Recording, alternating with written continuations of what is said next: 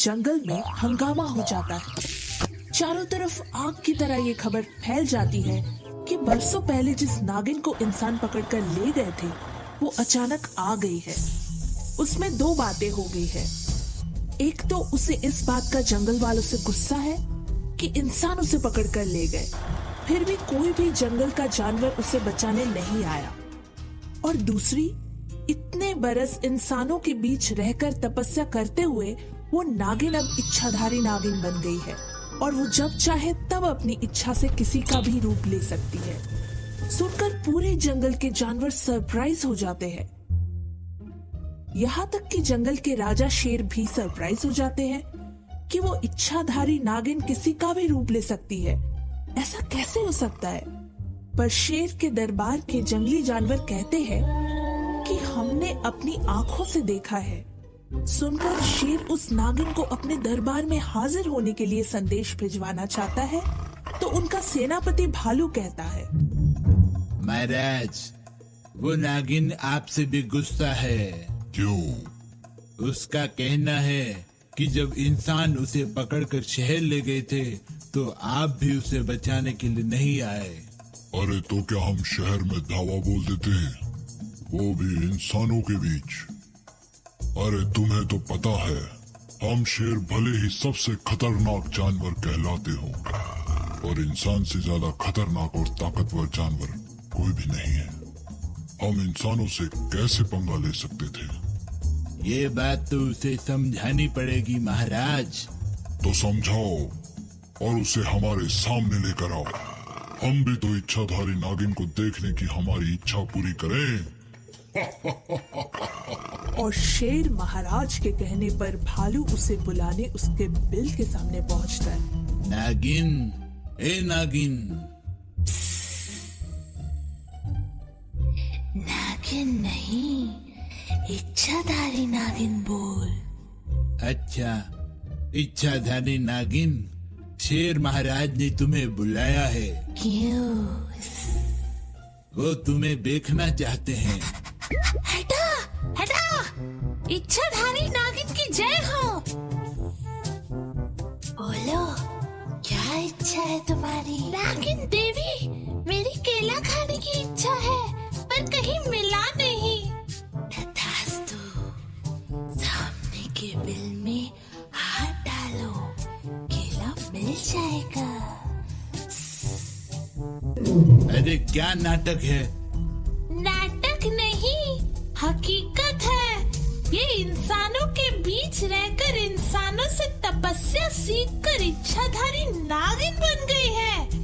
अपनी इच्छा से अपना रूप बदल सकती है और हमारी इच्छा भी पूरी कर सकती है। बस चलो, तुम्हारे हमारे शेर महाराज ने बुलाया है। नहीं आऊंगी। तुम्हें तो आना ही पड़ेगा, नहीं तो मैं तुम्हें उठा कर ले जाऊंगा। नागिन, अपनी इच्छा से हाथी का रूप बदलकर इसे सबक सिखा दो। हाथीराज, हट जाओ। मुझे नागिन को शेर महाराज के दरबार में लेकर जाना है। भालू, मैं हाथी नहीं, नागिन हूँ। नागिन? और नागिन के हाथी रूप से मार खाकर शेर के सामने पहुंचने पर जब वो सब उसे बताता है तो शेर को यकीन नहीं आता है। मुझे विश्वास नहीं हो रहा। मुझे भी विश्वास नहीं हुआ था, मगर वो नागिन हाथी का रूप लेकर नागिन की ही आवाज में बात कर रही थी। हाथी नागिन की आवाज में बोल रहा था। काश ये सीन हम भी देख पाते। चलो, अभी उसको अपने पंजे पर लपेट कर लेता हूँ। और शेर महाराज भालू के साथ नागिन के बिल के पास पहुंचते हुए दहाड़ते हैं। ऐ नागिन! नागिन नहीं, इच्छाधारी नागिन। इच्छाधारी नागिन, बाहर निकल। अभी मैं तेरी सारी इच्छाएं पूरी करता हूँ। ले, किसका रूप ले सकती है तू? बाहर आती है या तोड़ दूं तेरा घर? अरे भाग कर कहाँ जाएगी? मैं पेड़ पर चढ़ जाऊंगी। तू तो पेड़ पर नहीं चढ़ पाएगा ना। तू भी कहाँ चढ़ पाएगी? मैं इच्छाधारी नागिन हूँ, बंदर बनकर चढ़ जाऊंगी। हाँ? महाराज, वो देखिए, वो तो बंदर का रूप लेकर पेड़ पर चढ़ गई।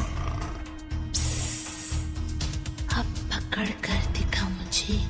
दम है तो नीचे आ, बताता हूँ। मैं इच्छाधारी हूँ, ले तेरी इच्छा पूरी कर दी। अब आगे आगे नागिन और पीछे पीछे शेर महाराज भागते हैं। अचानक एक जगह पहुंचकर शेर नागिन पर जंप मारते हैं।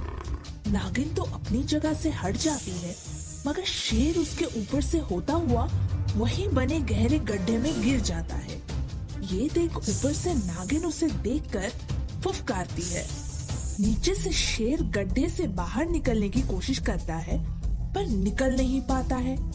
अचानक शेर देखता है कि फुफकारती हुई नागिन की जगह एक खतरनाक शेर खड़ा है। उसे देखते ही, अरे तुम कौन हो? पहले तो कभी तुम्हें इस जंगल में नहीं देखा। मैं नागिन हूँ मूर्ख। अपनी इच्छा शक्ति से मैं शेर के रूप में आ गई हूँ। अब तो यही मर, मैं तेरी जगह इस जंगल में राज करूंगी। और दहाड़ता हुआ शेर बनी नागिन वहां से चली जाती है। शेर बेचारा गड्ढे में कैद उसे देखता रह जाता है। अब वो अपने आप पर पछताता है कि क्यों उसने ये जानते हुए भी कि नागिन इच्छाधारी है, किसी का भी रूप ले सकती है, उससे पंगा ले लिया। अब तो उसका राजपाट भी गया। उसके सारे साथी नागिन के जय जयकार करेंगे। वो बेचारा रोने लगता है। तभी अचानक गड्ढे के मुहाने पर भालू, लकड़बग्घा, सियार आते हैं। महाराज, अरे तुम लोग, आप निराश मत होइए महाराज, हम आपको बचाने आए हैं। और वो सभी एक दूसरे की टांग पकड़कर रस्सी बनकर गड्ढे में लटके और शेर उनकी टांग पकड़कर रस्सी की तरह ऊपर की ओर चढ़कर निकल आया। बाहर आकर सभी ने मीटिंग की। शेर भालू की बात सुनकर सियार ने कहा, एक काम करते हैं, हम नेवले भाई से कहकर नागिन को पकड़ लेते हैं, फिर देखते हैं वो किसका रूप लेती है और क्या करती है। और उन्होंने नेवले की मदद से अपने दिल के अंदर जा रही नागिन को अचानक पकड़वा लिया। नेवले ने उसे अपने मुंह में दबोच लिया। ये देखते ही नागिन छटपटाने लगी, अपने आप को छुड़ाने की कोशिश करने लगी, पर छुड़ा नहीं पाई। तभी शेर, भालू, सियार वहाँ आते हैं। उसे छटपटाते देख सियार कहता है, क्यों छटपटा क्यों रही हो? तुम तो इच्छाधारी नागिन हो। नेवले को पकड़ने वाले सपेरे का रूप लेकर अपने आप को छुड़ा लो। जब कोई मुझे मुंह में पकड़ कर रखता है तो मैं रूप नहीं ले सकती। तब तो अच्छा है नेवले भाई, तुम इसे मुंह में ही दबाकर मार दो। कम से कम हम इसकी इच्छाओं से शिकार होने से बच जाएंगे। नहीं नहीं, मुझे छोड़ दो, मुझे बचा लो। अरे मैं इच्छाधारी नागिन नहीं हूँ। क्या तुम इच्छाधारी नागिन नहीं हो?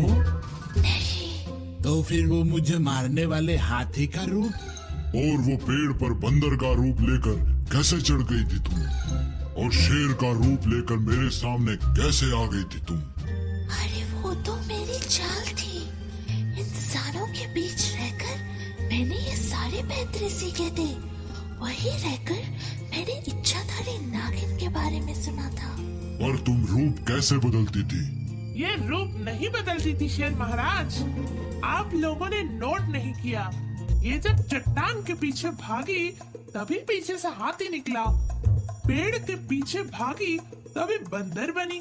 इसका मतलब चट्टान के पीछे और पेड़ के पीछे इसके हाथी और बंदर साथी पहले से छुपे थे कि ये वहां जाकर छुप जाएगी और वे सामने आ जाएंगे। फिर वे मुंह हिलाते थे और नागिन पीछे से बोलती थी। तो आप लोगों को लगता था ये रूप बदलने के बाद भी नागिन अपनी आवाज में बोलती है। और वो शेर जब मैं गड्ढे में गिर गया था तब जो मुझे देख रहा था वो हमारे दुश्मन जंगल का शेर है महाराज, जो इसके साथ मिलकर आपको गड्ढे में बंदी बनाकर आपके जंगल राज पर कब्जा करना चाहता था। तुम्हें ये सब कैसे पता? आप लोगों की बात सुनकर हमें लगा दाल में कुछ काला है, और बस मैंने उस दुश्मन शेर से कहा कि गड्ढे में आपकी मौत हो गई है। वो तुम्हारी लाश देखने आया तो मैंने उसे उसी गड्ढे में ढकेल दिया। अब वो वही कैद है, उसी ने ये सारी सच्चाई बताई मुझे। ओह, काश इंसानों के बीच रहकर ये जो सब तुमने सुना था, सीखा था, उसका सही उपयोग किया होता तो आज जंगल के बच्चे ऐसा जादू देखकर कितने खुश होते। मगर तुमने उसका दुरुपयोग करके हमें ही नहीं अपने आप को भी जिंदगी भर के लिए परेशान कर लिया। सचमुच बच्चों, इंसान हो या जानवर, उन्हें अपने सीखे हुए हुनर का कभी दुरुपयोग नहीं करना चाहिए, वरना अंजाम हमेशा बुरा ही होता है।